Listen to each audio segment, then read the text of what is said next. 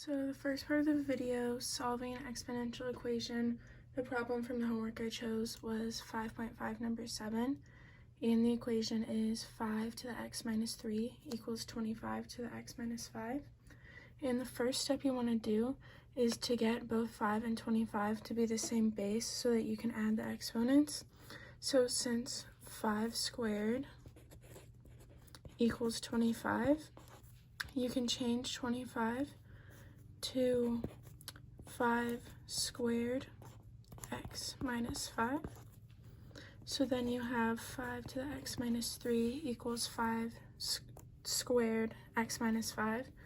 Then you can distribute this out. So you get 5 to the x minus 3 equals 5 to the 2x minus 10.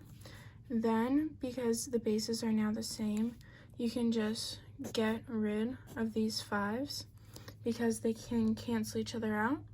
And you can do x minus 3 equals 2x minus 10. Then from there, we can add 10 to both sides and subtract x from both sides. So you get 7 equals x. So then your final answer to the equation is x equals 7. For the second portion of the video, solving a logarithmic equation, I chose 5.5 number 38.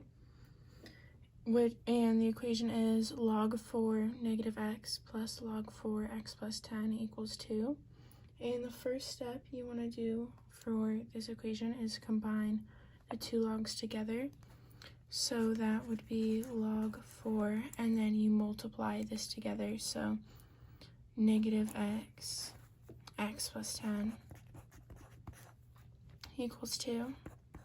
Then from there, you want to change the equation into exponential form. So it's just negative x plus 10 equals 4 squared, because you take this number here and move it to the base over there, and whatever this part of the equation is equal to becomes the exponent. So then we have negative x squared minus 10x equals 16. Then we want to set that equal to 0, so you just subtract 16 from both sides.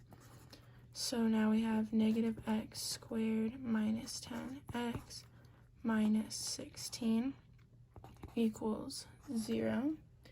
Then you can take out negative 1 as the greatest common factor. So it's negative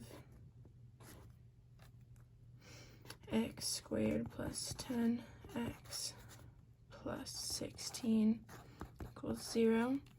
Then we can do the diamond method to find the factors.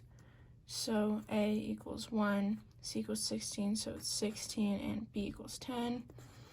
And 8 times 2 equals 16, and 8 plus 2 is 10, so we have 8 and 2. So it's x equals negative 2, negative 8, because when it's equal to 0, it equals 2 or 8, but you have to switch it for the final answer. So you get x equals negative 2, x equals negative 8. The last portion of the video cut out, but x equals negative 2 and negative 8, not 8 and 2, because of the negative sign right there. You have to count it back in at the end. So x equals negative 2, negative 8.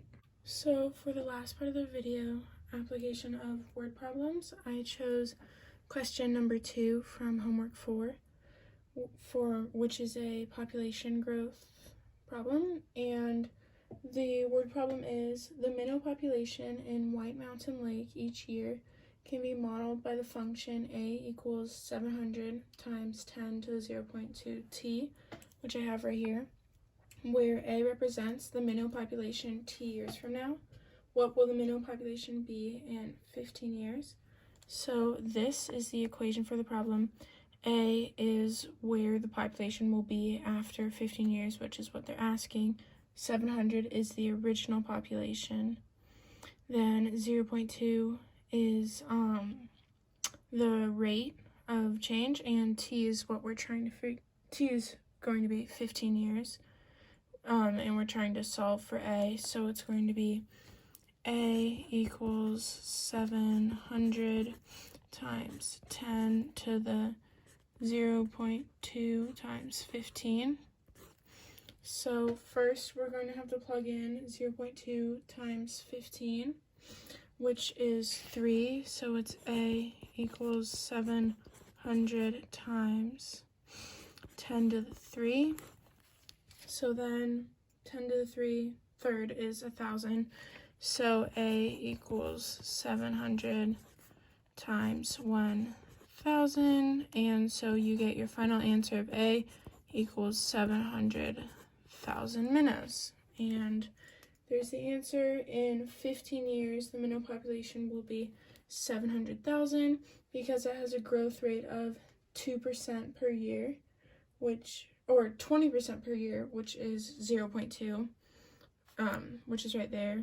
So 0.2 times 15, that's how you find the percentage of growth times the year.